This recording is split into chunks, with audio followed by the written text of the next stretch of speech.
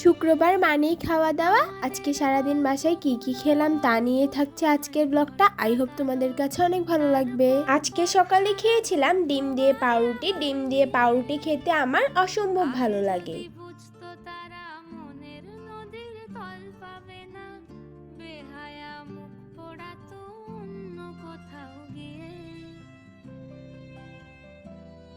তারপর খেলাম 1 কাপ গরম চা। গরম চা ছাড়া কি সকাল হয়? তারপর মাকে ঘরের কাজে সাহায্য করে শাওয়ার নিয়ে আসলাম। মাঝে দিয়ে আর কোনো ক্লিপ নেওয়া হয়নি। রান্নাঘরে যেয়ে দেখি মা ইলিশ মাছ বেগুন ভাজছে। আগে যদি বুঝতো তারা মনের নদীর তল পাবে না, বেহায়া মুখ পোড়াতো অন্য কোথাও গিয়ে আমাদের গল্পগুলো। আজ ফ্রাইডে দেখে মা মজার মজার অনেক কিছু রান্না করেছে।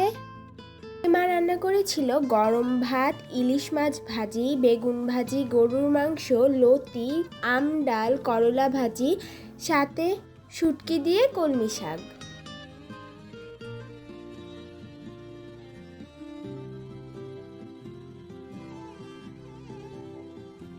প্রথমে আমি বেগুন ভাজি দিয়ে শুরু করলাম।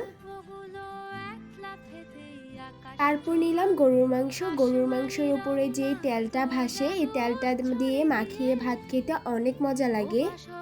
উফ, মার হাতে গরুর মাংস এত মজা, আমার ভেবেই মুখ দিয়ে পানি চলে আসছে।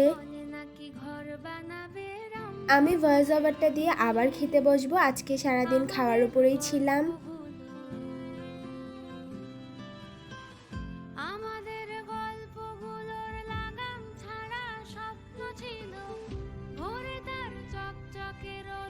আজকে কোথাও যাইনি, কোনো কাজ করিনি, সারাদিন ঘরে শুয়ে বসেই ছিলাম।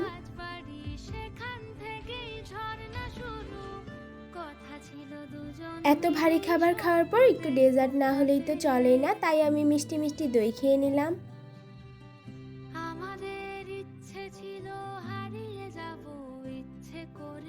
তারপর বিকালবেলা চা খেলাম সবাই মিলে। চা খেতে খেতে হঠাৎ জানালা দিয়ে বাইরের দিকে তাকিয়ে দেখি আজকের আকাশটা অনেক বেশি সুন্দর। যেদিনে আকাশটা সুন্দর থাকে সেদিনে আমি আকাশের ভিডিও করি। সন্ধ্যার দিকে ঝাল ঝাল ভেলপুরি খেয়েছিলাম। আজকে এই পর্যন্তই। সবাই সুস্থ থেকো, ভালো থেকো, আল্লাহ হাফেজ।